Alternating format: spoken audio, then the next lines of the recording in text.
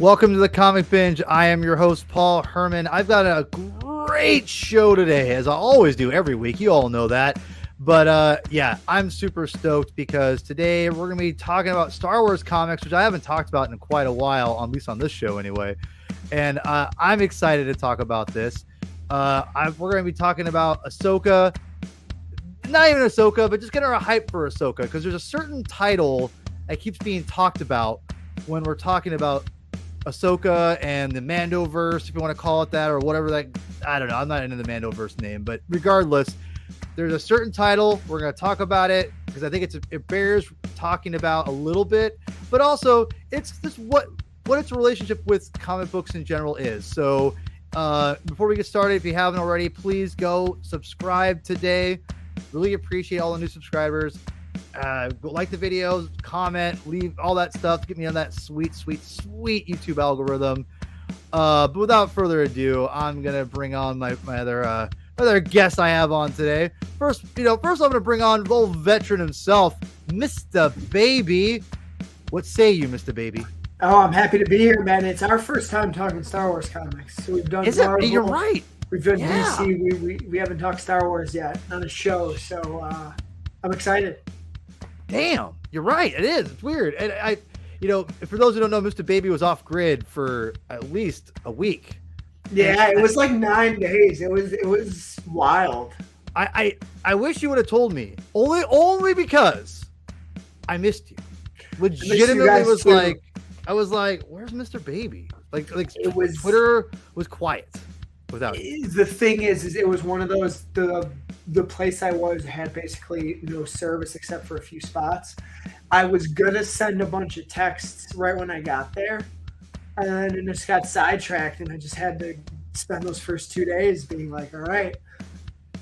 Yeah, it is what it is, people. I had so many people text me, like JJ Hodges, shout out to JJ, quite literally texted twice saying, like, are you alive? Like, are you Oh my God, wow. I'm like, yeah, man, I'm just working at a camp off the grid, but I'm alive. That's awesome. Well, I am, for one, glad that you're back. And I didn't know if you're going to be on the show or not because you were off grid for so long. But I was like, even if you were on the show today, I'm just glad to have you back. So just happy to be back. It feels right.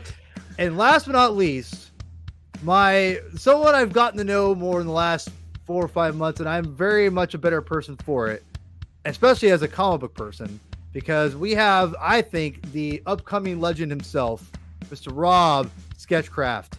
Hello, Rob. Hey, you are a bitter person for it. You know what I mean? So bitter. Whoa. You said bitter. I agree. I said better. I said better. Yeah. I said better. Hey, look, let's just be honest, Paul. I mean, Nico's being modest. He's been Barbenheiming for a week. I'll tell you what. Right before I left, I was. Right before I left, I did. I understand. Don't be ashamed. Don't be ashamed. Yeah. Dude, you already know Nico well. If you've already mentioned Barbenheimer, Nico is all about the cinema. All about the love it, cinema. But no, Rob, I'm glad to have you back on. I was just on Rob's show. Your episode will eventually be broadcasted. But we just recorded last Friday. I had a blast. I don't know if I told you this, Rob, but I went in. I put my daughter to bed, which you knew about, but I went in to the show just like my energy level was low. It wasn't a bad day, just one of those days, right? And by the time we're doing our show, I was hyped after we were done. Like, you got the zoomies. You ran around in a circle, right? That's what we call it. Kick your hind legs. Kick your hind legs, dogs, right? Yeah. Piddled yourself. Got so excited. Oh, that's so funny. I get it. I understand. I'm being serious. I'm just being honest. I had a lot of fun, and I know, like, people.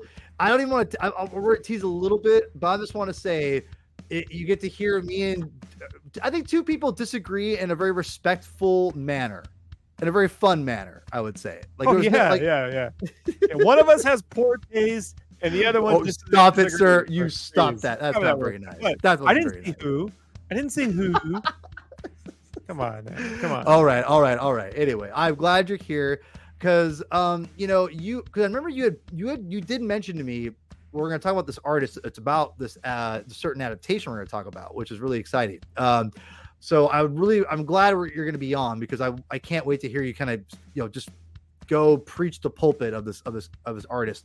But before we do that, I do want to kind of put Rob on the spotlight a minute, because he got a really cool announcement, and I'm going to be promoting as much as I can on my small Peanuts channel, but whatever little bit helps, right, Rob? I just wanted to say congratulations to my homie here. I'm gonna make sure I bring it up. Oh, god damn it, hold on a second. Did it not go through? See, Rob, this is what happens. You put me in charge. He's got a Mac mouse. He's got a Mac mouse. I hate you. I got. If you only knew what that meant. If you only knew, all you people. No, but you had a really cool announcement. Why don't you just set us up here while I'm struggling. Okay. Oh, 1 second. Yeah. Okay. Anticlimactic. All right. Yeah. Everyone loves to talk about art. They don't like seeing art. They like to talk about the art. Exactly. I got a series coming out, limited series coming out next year from Todd McFarlane Productions. Spawn Kills Every Spawn. Wow. So written by John Layman, drawn by me, and colored by Robert Nugent. So it's Robert Nugent on the colors there. That's my art. Yeah. That'll be the cover to issue 1. It's amazing. Oh, thanks. It'll be a good, fun book. It's a good, fun time. For not a lot of fun in Spawn. This will be the fun Spawn, right? Well, I just want to say it's so rad, because he had this announcement during San Diego Comic-Con, which is really cool. Like that's dream stuff right there for me. If I ever had a writing project, be announced at Comic-Con, I'd be just crazy. Well, my first Comic-Con was 1992. So when Image started, I was like, what is Image? What is this? I didn't know. I actually just went because I heard Bob Kane was there. And at the time, I didn't know Bob Finger did all the work. You didn't know Bob Kane? I didn't know. I knew Bob Kane. I just didn't know Bill Finger did all the work, right? So, right. So I talked my dad to let me finally go to see Bob Kane. Cut in line, didn't know. I didn't know the line went out the door. I just thought the line. You know that scene from Christmas Story where he goes to the Christmas slide and he cuts in line on accident? Yeah, and they throw him to the back. That's what I did, but they didn't throw me to the back. I got to stay in line. You're a kid. They didn't want to throw a kid. I was 13, but young enough. Still a kid. Right. I had that dopey white kid look. We all know this look, right? Oh yeah. Yeah. We know. We've all embodied that look. Oh. Right. So it worked. But anyways, so yeah, it was super nice. It was super nostalgic to be able to 30 years later see old Todd McFarlane actually say my name, in public. Amazing, so that was cool. So super awesome. And when it gets closer, because when it comes out, what, November, the first issue, or we don't have a release date yet. They're not saying. So. Okay, I didn't know. 2024. I thought it was this year for some reason. My bad. No, but regardless, I'm gonna try to promote this as much as I can. Obviously, I don't have a very, very strong channel, but whatever I can do for you, Rob. I'm super, super excited for you. This is really rad. So anyway, what you can do that will go much further than YouTube, even if it's just a couple of you out there, is tell your comic book shops, because that's where the books actually. It's not the interviews online. It's not the magazines. It's the chatter that happens in the comic book shops. So if you get the word going there, that's where, because shop owners, they talk. They actually speak to one another. They're all in a little group. So they're usually on eBay, leaving bad reviews on one another. But no, they're pretty. The grassroots level is kind of like, if you put in a word with the comic book shop owner, that would always be of help. Well, there you go. I put it on all of you. All of you need to go out there and promote the Spawn comic, because it's going to be fun. If you've seen Rob's pencils, and if you follow Sketchcraft on all the platforms besides Twitter, because you've excommunicated Twitter, which I understand, but if you go on Instagram or Facebook, you'll see his pencils, and they are outstanding. He's got a very really crazy card I would say like a over exaggerated cartoony style, which is really unique. And as you can see here, it's fantastic and interesting, and it's awesome to look at. And so kudos to you. We'll promote, we'll keep getting out there, and seriously, awesome stuff. So we'll get right into it here. We're going to talk about what we're all here for. What we're here for is me. No, that's not really it. But I will say, we're here to talk from the crowd. I know it's like crickets. It's like, we're here for you, man. Yeah, so we're here to talk about the novel Heir to the Empire. Yeah. So here's the deal. There was a comic book called Heir to the Empire, or book, I should say, called Heir to the Empire. And this whole trilogy, they call it the Thrawn trilogy, as we all, if you're a Star Wars fan and you go beyond the films at all, just a little bit, this character right here is a pretty big deal in the Star Wars universe. And it was introduced in this novel that was Heir to the Empire. Now, if those who don't know, I am not a prose guy, which I'll get into why here in a second. And I don't talk about prose on the Comic Binge much. So this is one of the few times I'm actually going to. But I wanted to talk about this because we have to talk about the beginning of this, because this was essentially the first, not counting the Marvel Comics, Rob, or Splinter of the Mind's Eye, the first real EU kind of extension of George Lucas, I would say. So this was a big deal when it came out, and it was a huge success, obviously. But I had some issues with it, but I want to kind of before we get into the adaptation, did you guys read the novel at all before, or were you only the comic first? Only comic. Okay. That's good to know. Rob? No, I'd already owned the 2 hardcovers, and Last Command was only available paperback at the time. Like, for some reason, The Last Command, the 3rd book, did not get the hardcover treatment, which really left an odd place on your shelf. You're like, what is up with this? So no, I'd been fully aware of and a fan of the series.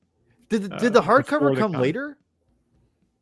Yeah, but the paperback got released first, and the hardcover got saved for a Christmas release. It was shit. Yeah. Really made us, because we weren't even at the time. There was no one to ask, is it coming? Because you just had the store at the mall, like there it is there, but it did not release at first. The paperback was a pain. It came after. Real That's pain. Crazy. I got them all now. Yeah, I have them all too. Right. Yeah. Really Even weird. though I don't read prose, I collect it because it's Star Wars. But that's crazy. I did not know that this was it. They put out the book, the paperback first. That's nuts. That's for the so third weird. One, yeah, the 3rd one. What the hell? Well, apparently paperbacks sell more, obviously, because the price points. Cheaper, My guess is sales had tapered, and they wanted to get the money up first. Like however that works out. Whatever. Yeah. So you read this when it came out? Of course. Did you? Okay, all right. Well, I guess we'll get into the story. Did I love it? Yes, I loved it. Look, it's not. Here's the thing with Heir to the Empire. I'll just give you my 2 cents and then move on. Please. It's still a book. It's not a movie in book form. It's a book. It has it's a book. The pacing of a book. It has whole chapters where Luke Skywalker is just floating around in space around his X-wing and stuff. So it reads more like, say, a TV series, right? Like a long TV series than a movie. Really? If this were a film, you would have to just use characters and ideas and replace it. I think the only thing that to me is a big miss was that initially Joris Saboth, however I always call it Sabath.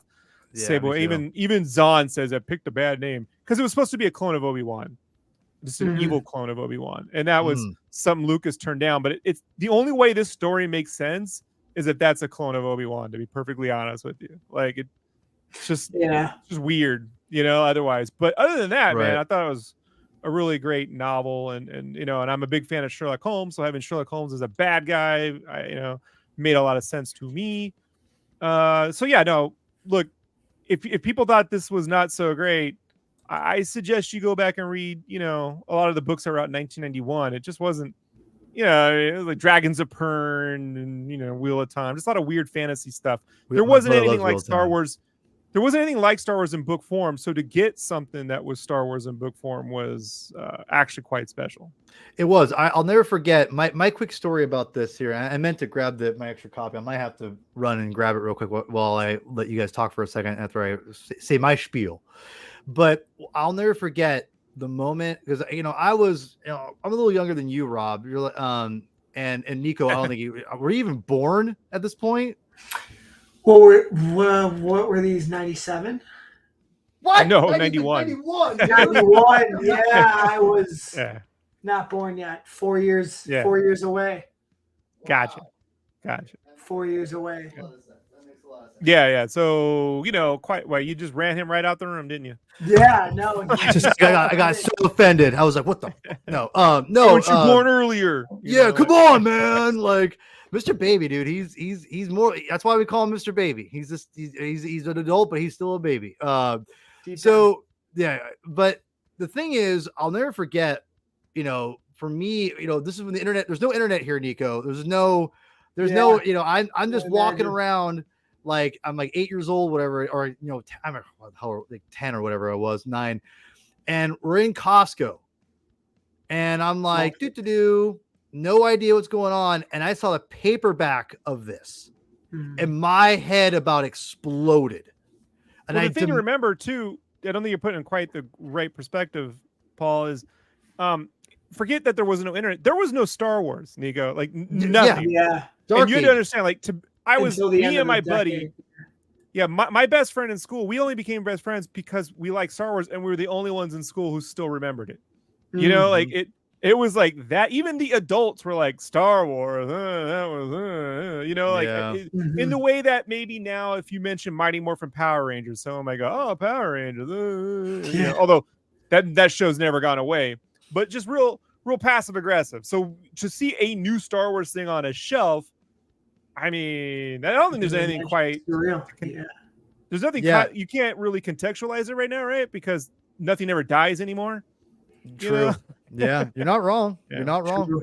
Yeah. And so when I saw that, I made my mom and dad buy it. And now mind you, and I'm no different than I am. I mean, I really am a big kid because I'm no different than I am now than I was then.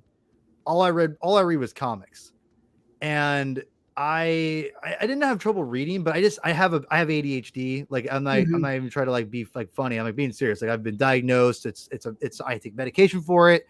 It is hard for me to stay focused on things. And prose has always been a struggle for me. I can read prose now as an adult. I've gotten better at it.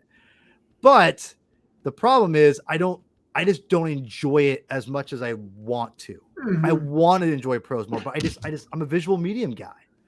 And when this came out, my brother is my older brother is about a little older than you, Rob.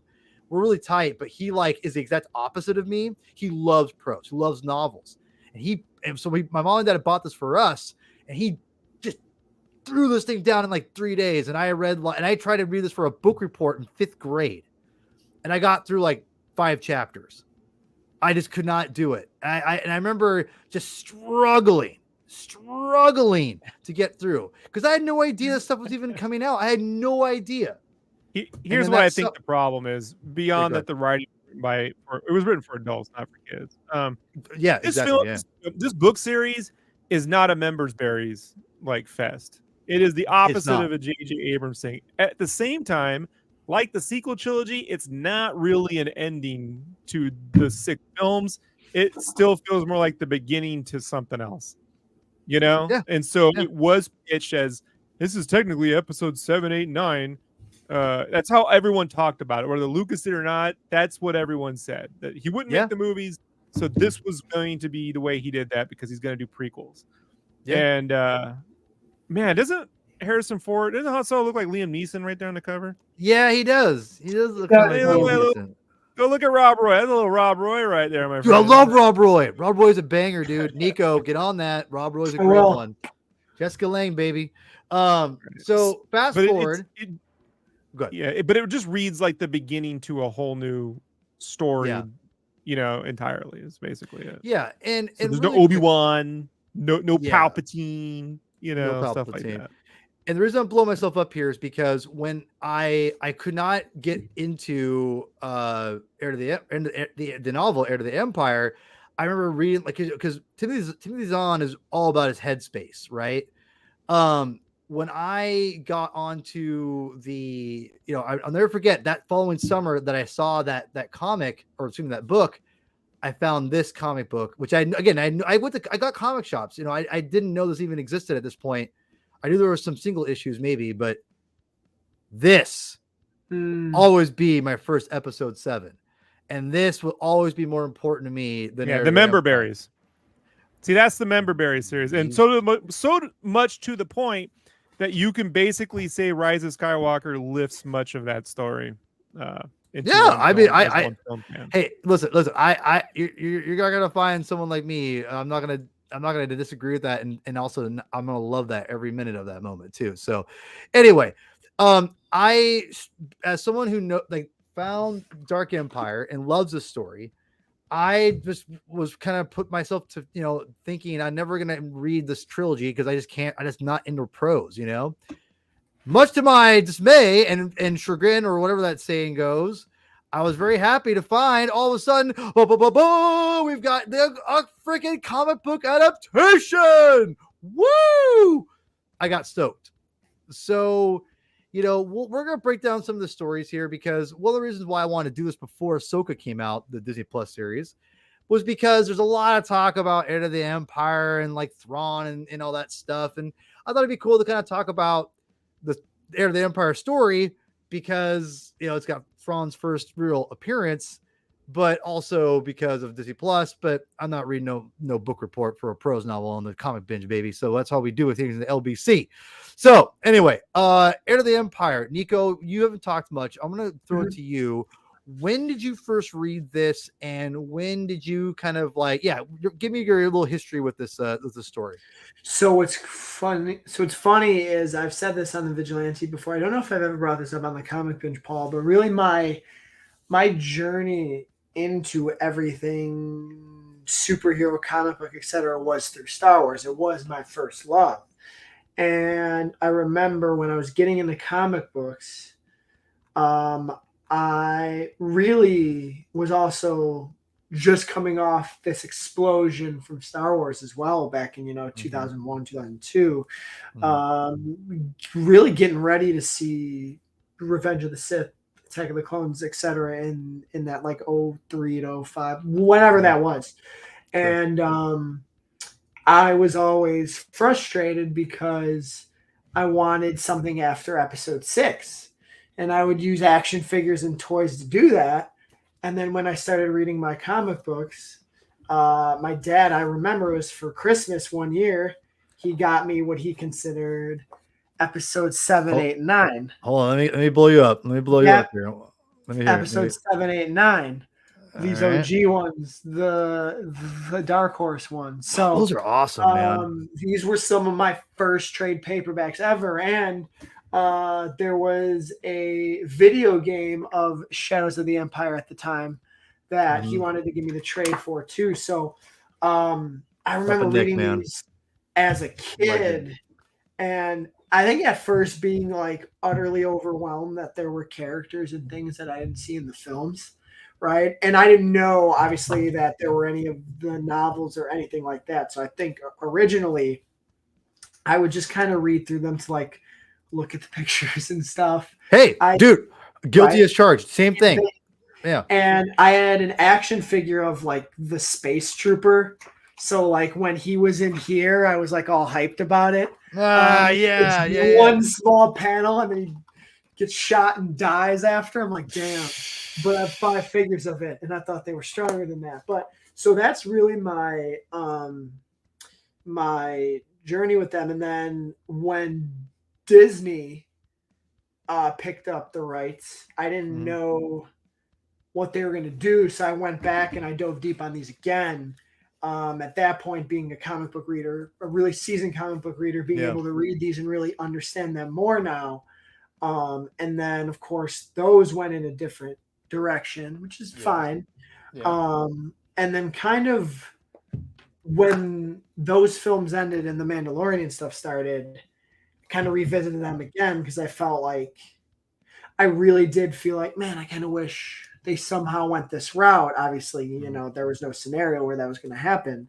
But why I really wanted to be on this show when we talked was I do think these are the blueprint for a lot of what we're going to see in Disney Plus and maybe in the films, just with other characters being leads. I do think, and yes, I know, the Clone Wars, Rebels, etc., took kind of Thrawn and ran with them, but I really do think at least in this story, there is going to be a lot we get from these. I feel like with Star Wars, at least on Disney Plus and such, I feel like they're doing the whole let's give everything they ever wanted. Let's give the fans everything they wanted now. Right. Before, For what yeah. they were unhappy with us with the what they were unhappy with in the sequel trilogy. We're going to give them all this now.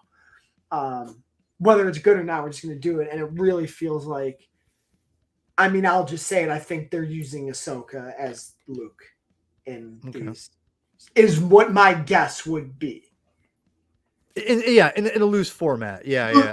Loose format. Like, I don't think we're getting the clone or anything, but I definitely think in terms of, Thrawn, Ahsoka, there being a reason that she's wanted, or maybe there will be references to Luke, etc. But yeah, no, I definitely think this is the new blueprint for a lot of what we're going to get.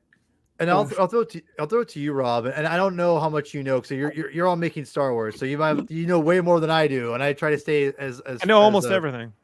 Okay, I know. So I'm like, I don't know if I should throw this to you or not.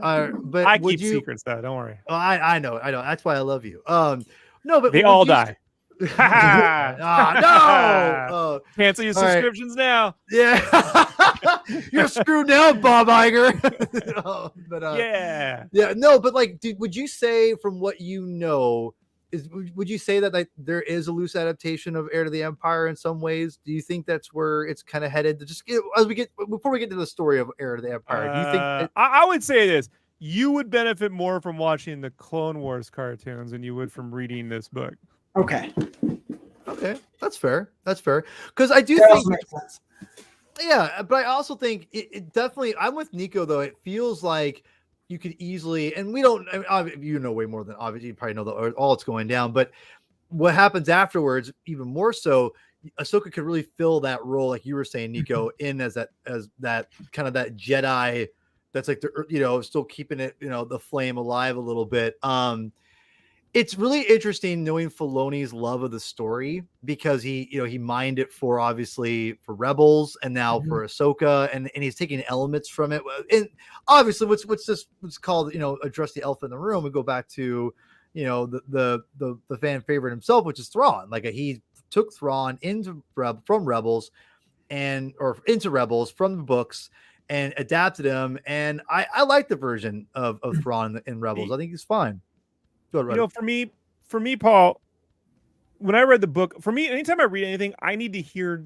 I have to have a voice for each character. Mm-hmm. When I'm reading, I don't have a singular voice. In my head, when I read it, it sounds like an audio drama where each voice is different. I have to have an actor or someone to latch on for every character. Yeah. And until I properly fan cast that, I'll reread a first chapter several times until I get the voices right in my head. So for me, obviously Mark Hamill. For Mara Jade, at the time, it was Michelle Pfeiffer. Ooh, I like that. All right. Talon Card, it was Rip Torn. Right? Like, yeah. Wait, where's he? Where's I ever seen Defending Your Life? Right? You ever seen? Yeah, go look up Rip Torn. Great character actor. Okay. Super, a guy who doesn't take shit but is fun. Okay. Sort of like probably a more aggressive Matt Berry. I don't know how to describe it. Oh, okay, yeah, okay. I see Rip Torn, pretty good. Okay. And then for Thrawn, all I had was Leonard Nimoy. Like I was like, that's, I was like, if there's any one actor who could have made it out of Star Trek and into Star Wars, it would have been Leonard Nimoy. Like that, because he can just sit there and you look at him and go, "That's a smart dude." Like you don't have to sell him talking to display his intelligence. Yeah, and not a lot of actors have that. Right. Yeah. No, that's true. So I guess you're saying like Clone Wars would be more so. So let's go to the story and the comic adaptation specifically. When this comic adaptation hit for you, Rob, were you skeptical? Because I kind of know where. Yeah. Go ahead. Yeah. I didn't know anything. I didn't know it was coming out. So when this hit, or when I saw it, I was in Germany in the army. I got stationed overseas. And I would just walk. So they have comic books at the train system that they're called the Bahnhof, right? So the train system. And they always have bookstores, right? Because What do you do on the trains? You read. You didn't have phones. Yeah. So there's always comics to read. And awesome. I saw the ones I saw there. I still have my German editions and my French editions. The French editions are hardcover. The German editions, first one I got was soft cover, perfect bound. And they're like 10 by 12, 10 by 14. They're way bigger. So the artwork looked like kind of Drew Struzani, but more comic, like it's had a bit of that same feel. And so I was like, what is this? I just cared about the art. I didn't really care that it was an adaptation to the Heir of the Empire. I was like, yeah, what's this art? And then I opened it, instant buy. I couldn't read it, but I'm like, I know the scenes. You know what I mean? Yeah, you knew the story, right? Yeah. So I don't really need to know. And to me, like look at that page right there. For me, man, most Star Wars comics are just overdrawn, and they're heavily reliant upon like drawing the actors' faces, or like trying to put as much detail on the page as the movies had. And to me, like, this is like Oliver Vateen's art is sort of like where he's somewhere between like Alex Toth, Mike Mignola, and something else, like a European cartoon. He reminds me of he's Italian, Matsuda a little right? bit. Yeah, he reminds me of Matsuda a little bit. Like not Matsuda completely, but he's got that cartoony kind of feel. Well, to it. The Europeans, they take their cartoons seriously. Over here, we don't. So it just felt like a more mature cartoon. Strong shape design. Look at the perspective. Look at plus excellent use of negative space, which gotta tell you, it's hard with these books to get them on board with like, hey, the middle of the page will be like a silhouette of a dude's robe.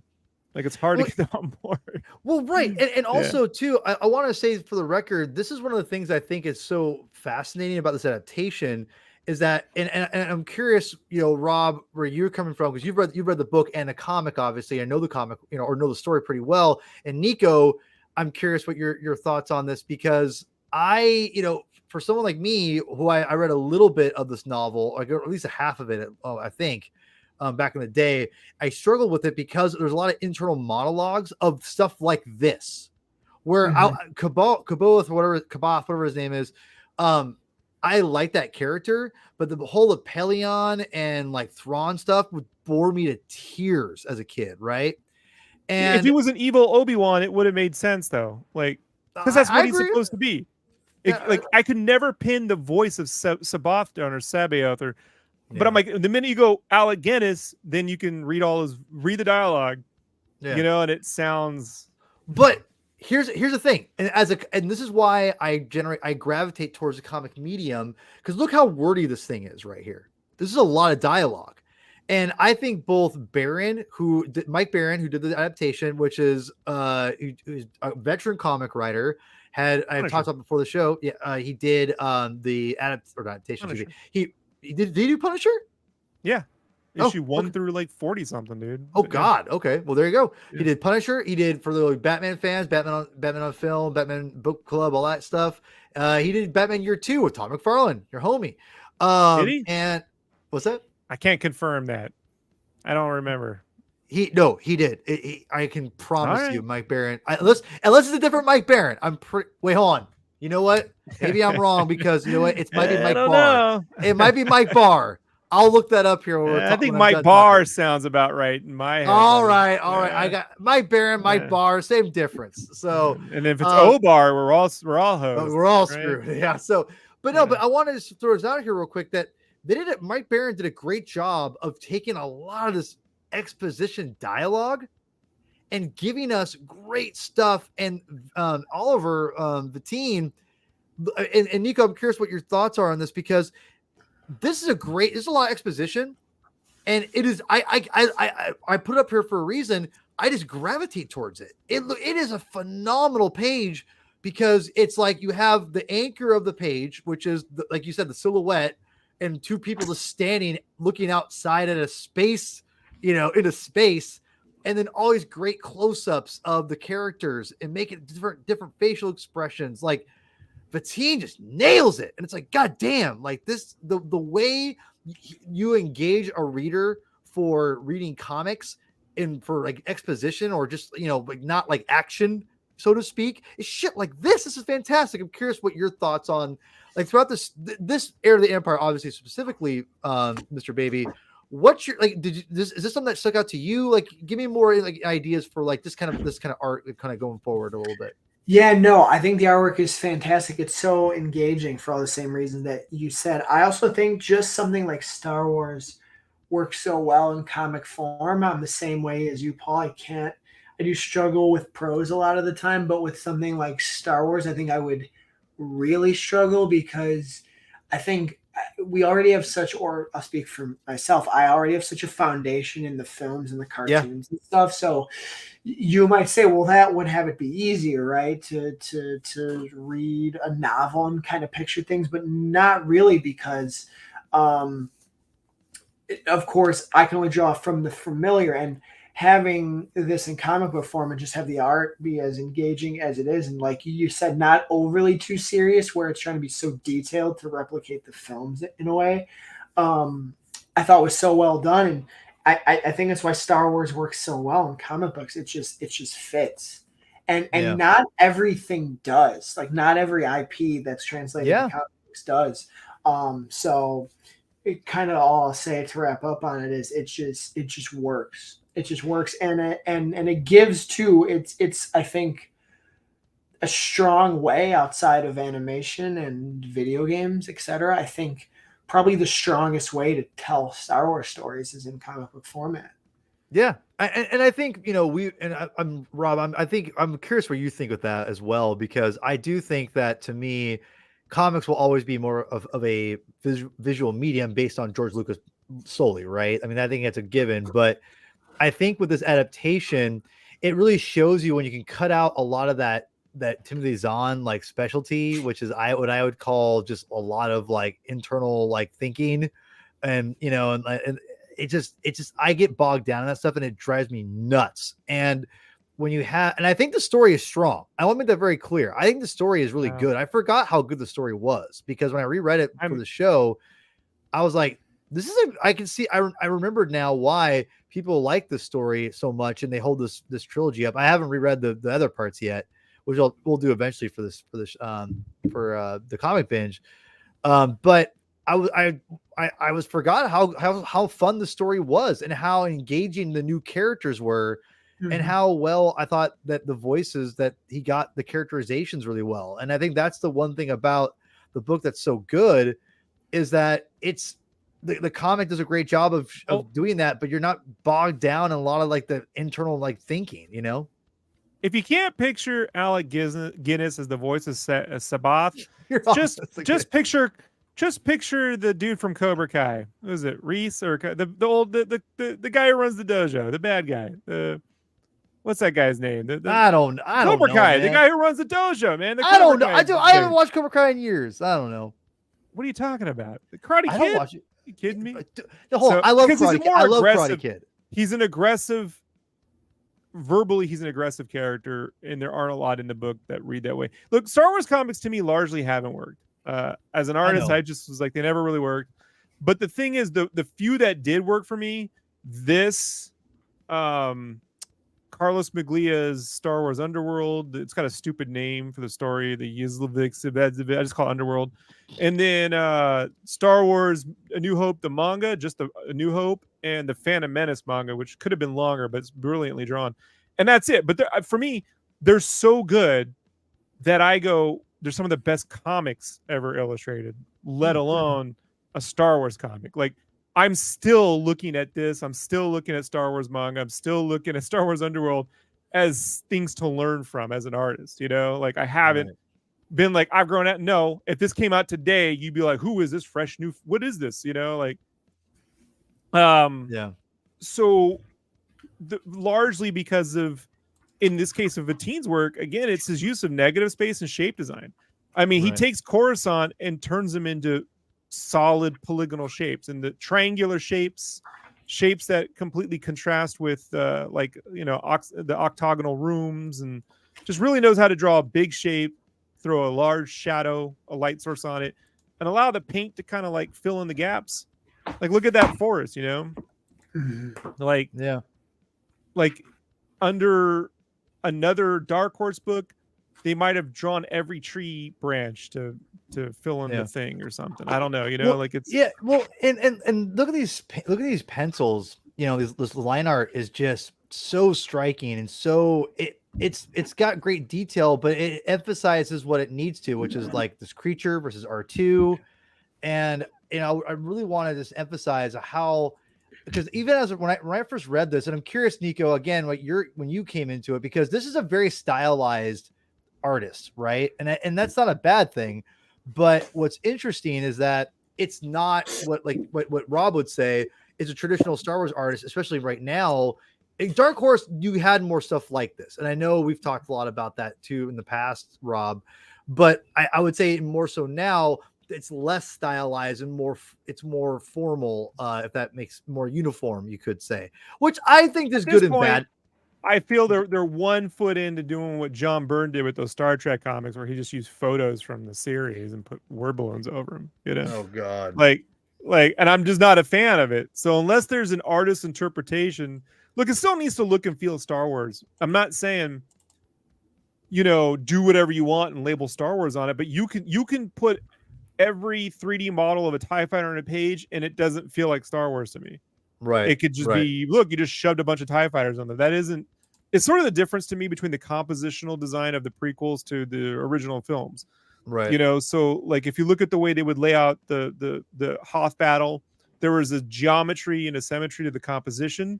And then you get to the Revenge of the Sith battle, and let's just shove everything in the screen and you kind of like search around and hunt for it, and that may be fun, but just there's a different type of storytelling. And I feel Vatine definitely understands intuitively. If you've ever seen any of his other works, which I do own, I own crapload of his stuff. I've imported everything one could get in hardcover form.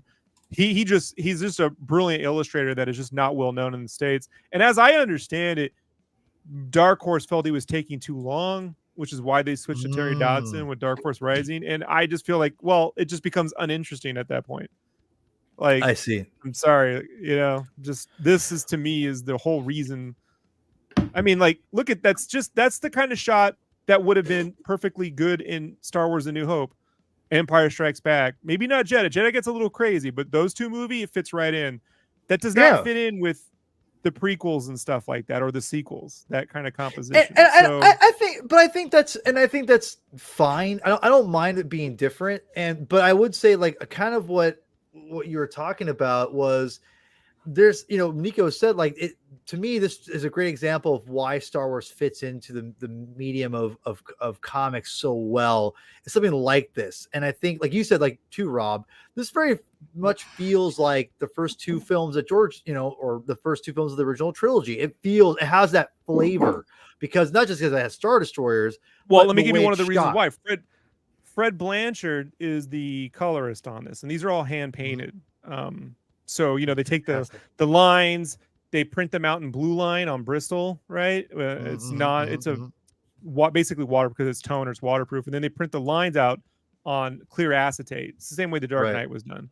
Then these are hand painted, and I feel the reason why it feels a lot like that is because the first three films were with hand painted backgrounds.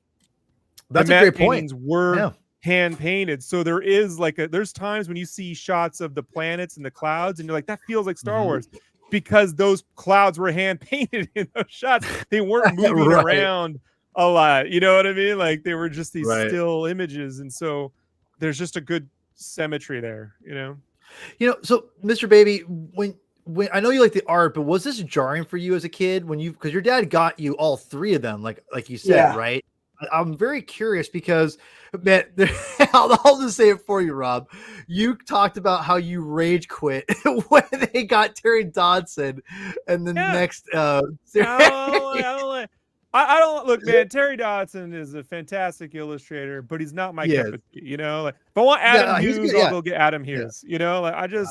I'm not, and he has a very circular, squishy anatomy to his characters that this is not it. There is a lot of strong cylindrical rectangular shapes in the characters, right? With sharp angled edges. And look at Thrawn, like he's a tube. His head is a tube, like a cylinder. And Which I like Dodson that. ain't doing that. Yeah. I love that. That's shape That's great. design. That's the Yeah. thing from animation that's the reason why I like to draw is shape design. So Yeah. So Nico, as a kid who knew comics and having all three your dad, which again that's a baller move by Papa Oh, Nick. dude, By the it's way, such a baller move. That's a baller move. I love Papa Nick if you're watching. I love your homie. Anyway, but yeah, tell me how did the art style differ for you as before we kind of break down the story a little bit more? But yeah, we're breaking down these great layouts by Vatine. You're talking we're still on top of the art style. What I feel Was like it jarring for you? Yeah, was it yeah. jarring for you back in the day? Okay. No, I think it wasn't. I think my appreciation for it changed as I got older. Because at the time, when I was a kid, it was such an adjustment. I wanted the story to keep going, but I think just like the other characters in the other worlds and the creatures was different. So used to seeing things in the films to kind of seeing it on a page, and it did look and feel different to me.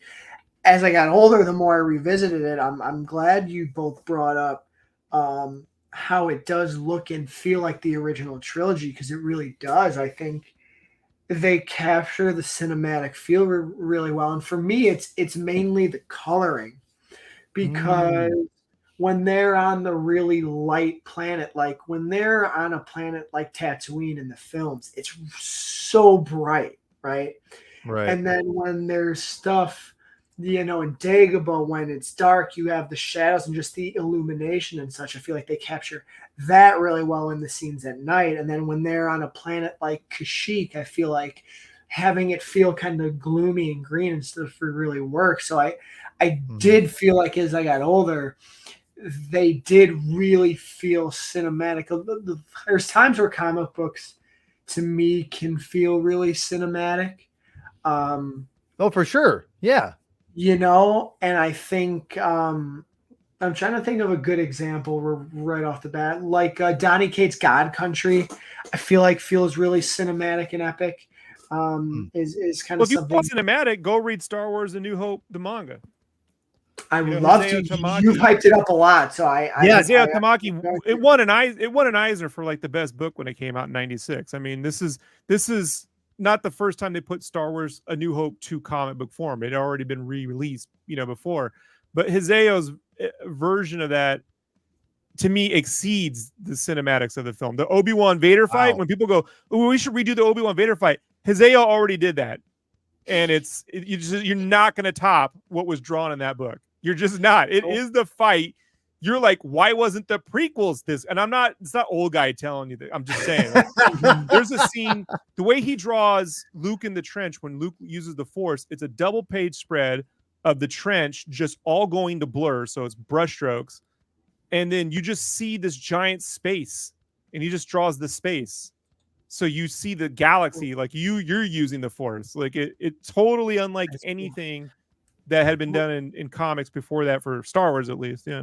Rob, really quick, is now, and Nico, have you maybe you know what I'm talking about? The webtoon version of A New Hope, is it the same thing or is it different? Is that stuff familiar at all? What you're talking about? Yeah. Okay, webtoon, which I like the webtoon version though, but it's not the same thing. It's a completely different adaptation. No, that's not the same thing. Okay, cool. No, it's Star Wars manga. Is it still available? Came out. Can you still buy, or is it hard to find? Yeah, it's got Adam Warren. You can get them digitally. I mean, they got Adam Warren did the covers. Okay, cool. Yeah, because I know we're going to be reviewing that at some point for your channel, which I'm very excited about. So, because I have not read it yet. I'm getting more into manga as a treat. I know. I'm excited. I have gotten into more manga. I don't read it as much as I want to, but I definitely have grown to love and appreciate it way more, and I want to get more into it. So, but yeah. So Nico, when you weren't gravitated toward this art style completely right off the bat, but at first as a kid, correct? It is a very stylized way of doing things. 100%. And I think as a kid too, just with how young I was, you go from like one thing, so seeing the films and then like trying to digest it some other way. Like, I mean, it was jarring for me when I started to read comic books at first, especially, Spider-Man, who's my favorite hero, going from the Toby films to like Stan Lee stuff, and just it feeling and sounding way different. So I think that whole thing just plays more to my age, but definitely as I got older and really started to understand the comic medium, because one thing to read comics, it's another thing to really kind of recognize and appreciate what's in front of you. I think Amen. is when it was even probably the latest time I revisited was probably when I was really focusing on the art and how really striking it was, and how much it did in my mind feel like it honored what the original trilogy did really well. Because I do agree the prequels, if we just talk about the films for a sec, to go back to something you both were touching on, the visual language of the prequels too is so different as well from the OT. And I could even argue in the sequel trilogy too, like they don't all three feel the same way, whereas like all three Jurassic Park films kind of feel the same, and even the newer ones in a sense, I mean, kind of Jurassic World has a little bit of that same feel, but of course things change with time, right? Yeah, exactly. So going to the story, and I've always liked Mara Jade, Mara. I'm not sure what we want to call her. If it's like Han. I can always call her Mara Jade, but Mara Jade, I was really surprised. And again, like I'm not sure. Again, I should have did better. I should have done better research for this and try to see if Baron actually got the dialogue straight from the novel. And Rob, I'm going to try to see if maybe you know this or not. I'm not saying you will, but it felt like the dialogue felt very interesting. I really thought it was really well done for a Star Wars like story, to be quite honest. And I thought the characters did a really great job, and all the new characters had great unique voices, like from Thrawn, but not just Thrawn, to say both or whatever the hell his name is, Obi-Wan clone, whatever, to Card, to Mara Jade. Really, they all had distinct voices, and I could tell who was talking without having to look at the panel. Even though it's I credit that to Timothy Zahn, and Mike Baron just carried it over, pretty well. Like didn't get in the way of that, which look, he could have, he could have been no, I'm doing my own thing. And I'm not saying he copied it, but I mean, there are line for line bits in there, but he chose the right stuff, and whatever he filled in in a way that is consistent across the characters as well. So yeah. Well, and I want to say that I think that like when you put Vatine knows how to like these moments like this, when these are two new characters, and I'm instantly engaged. And these are, I mean, this is not like, I'm not saying like Vatine's like just groundbreaking here, but like I love like to add these unique voices, this tension. I just don't have this in a book. I just don't get the tension at all when I read prose. And it's just me personally. And that's why I love comics. And I love how Vatine just goes into close-ups of like how these last 4 panels down here. Close-ups of Blanchard like, was smart too to keep the screens blue, so Thrawn is blue. And so when the blue is being projected onto Talon Card, it's like Thrawn's reach extending across the screen. Exactly. From a visual design sense. Woo! I mean, that could be lost on people. I could see now where people, an editor or a colorist would just make everything brown and gold for some reason. Like there's a lot of brown here, but the blue, it would go, well, the screen, or they would make it a literally Thrawn, his color, The blue is obviously being used because it's like a hologram color, but I always felt the hologram color wasn't blue in Star Wars so much. It was just always in a faded signal. Like Star Wars, even though we have this big technology, every signal isn't so strong. Like it's just like the poorer you are, the less strong your signal is. And if you're Empire, everything's in full color, right? Because they got all the resources. And here Talon's not exactly.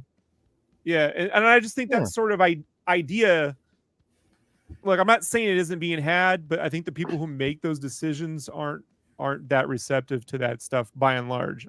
The only one I've seen to take that into account would be Andor. I think Andor. Yeah, you're right. That, you're absolutely right. The thematics, the emphasizing of the story within the story, and emphasizing different things to like bring out the emotion. I mean, yeah, you're right. Like Andor's all about that, and it shows, and it does. People do.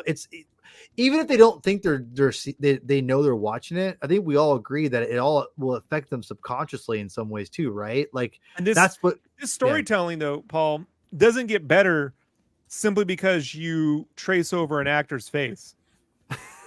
Like, and that's where I feel like so much, because fans are like, it needs to look just like the actor. Does it? Like the teens renditions of Mark Hamill are pretty freaking good, dude. But they're not traces. They're not traces. I personally go the manga. I'm like, I don't feel you need any of it. I think what's more important is that the character is behaving, acting. I think his silhouette needs to be Luke Skywalker. He can't be a super buff guy. Like here, he's thin, but he's muscular. That's what he was in Empire. And he's short too. He's drawing him short. He's not drawing him like a 8 heads tall character. He's almost, it's like a little taller than RTD too. I feel like, well, and so, no, I got you. So when you heard these, did you gravitate towards these characters, Mr. Baby, when you first read this comic? Like, did you like them initially off the bat? Colin Card and Mara Jade? Not first. No, not first. I was I was reading it for Han, Luke, Leia, Chewie, R2, 3PO, Lando. And then as I got older, definitely Jade. Because I always liked the idea of, there being, not to get too much or spoil the rest of the story, but I did like seeing new characters come in to that original trilogy world, because if you really think about it, that trilogy with characters is pretty self-contained. There is great world building done, but it follows mainly the same characters throughout. So to have these other characters, and even what I'll tell you the most I still like about this story is just exploring, Han and Leia's relationship too. Because you just get a taste of it at the end of Return of the Jedi. You're like, okay, that's going to be a thing. And then it's one of those examples where you don't see the thing. So just the fact that she was, going to have the twins and everything, that was, I think, still, even today, still more engaging to me than the new characters. But the new characters are great.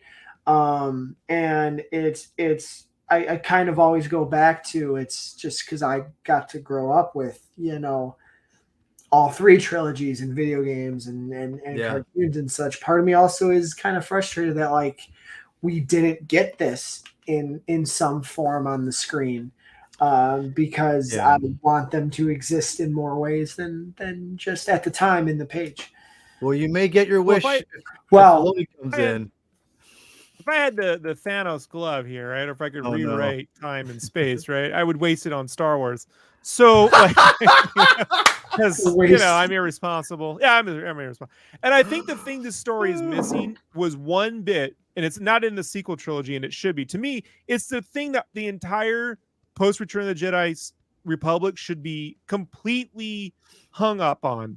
And it's the bit that was in Bloodlines where the universe finds out that Luke and Leia are Vader's kids. Yeah. Because to me, that changes the universe's perception of the ending of Return of the Jedi. I mean, if you're like Hitler's kids are running the galaxy, right? Like, do you ever forgive? How are you ever supposed to accept that?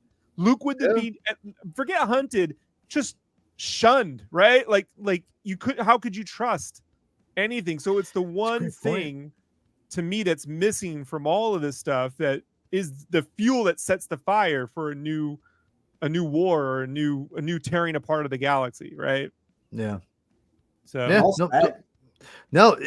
tell you, Mr. Baby, Rob he's got opinions, and that's why I love him. He's got his opinions. But I dig that, like that. No, I'm with you. Makes me think about a lot of things. And before we wrap up, I want to get your take on these new characters. You talked a little bit about, Kaboeth, whatever his name is, and you seem like you like Thrawn. But yeah, the other characters, Rob, what's your take on Card and Jade? And if you want to sum up anybody else in that, in this well, I think Talon Card, if you go watch Defending Your Life, and just imagine Rip Torn interacting with Mark Hamill, and then you'll understand. Like, because the character, if played in that way, could be like an older version of Mal from Serenity. You know, like just imagine him like in his 50s.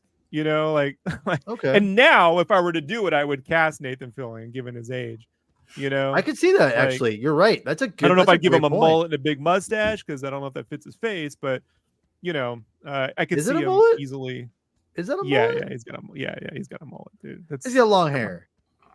It's short on I top, don't long in the back. What are you All talking right. about? Like, what year were you born, dude? Like, Well, hold on. I was don't there know. for the mullet. I know what a mullet is. Like, don't start. Yeah. A family member. You know? To be honest, It's some luscious hair. I'm not it gonna is, lie. It you is. know? I had a family So- member who has a borderline mullet, and it was a little surprising, to be quite honest. So, Right. anyway, He doesn't but yeah, factor into the final battle, which would be like the problem. Like, I think the thing this book doesn't do very well is it doesn't know how to like the Zahn, let alone the comic, is how to end. Yeah, it doesn't really know how to end. We could agree on that. Yep. And because I think in their heads, and I can only guess, I've never met Timothy Zahn. Like, out of all the people I've met, that's the one dude I haven't, right? So it's like, I can only guess that they were looking for an ending, but a beginning, and no one could decide which one they wanted to do.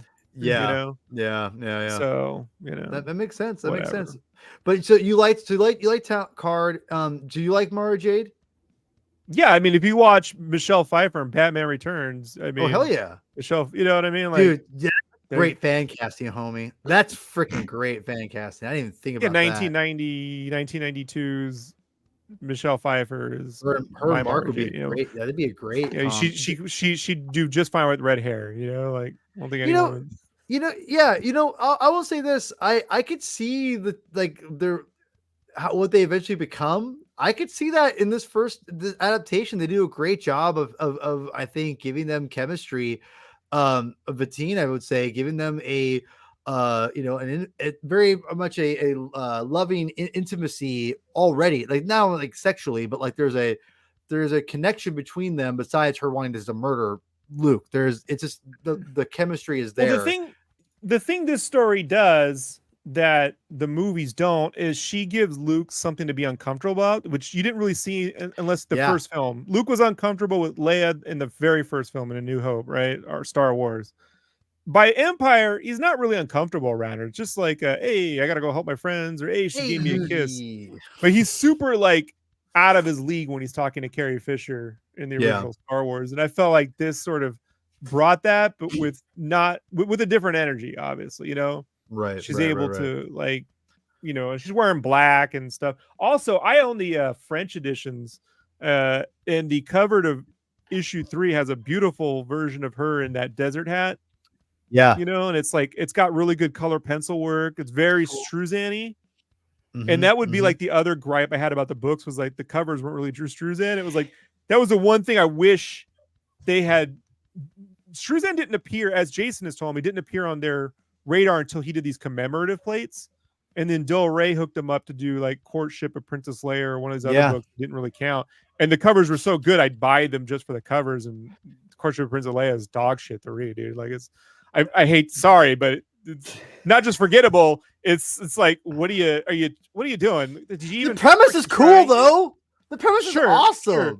Yeah, it's a dog shit story. So I didn't say, hey, listen, I didn't say it was good. I have never read it. I've heard it's best bad. illustration of Carrie Fisher ever put to paper, though. Yeah. Like, go look at the cover.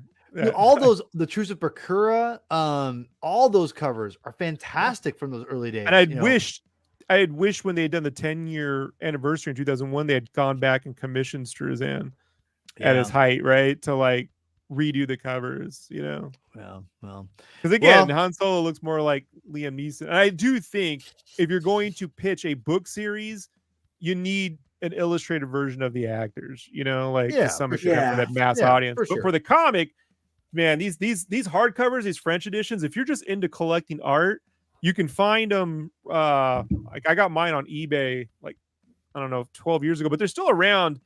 And I got to tell you, generally speaking, if you go to Amazon.fr or France, sometimes you can get them there too. People overseas actually take care of their comics.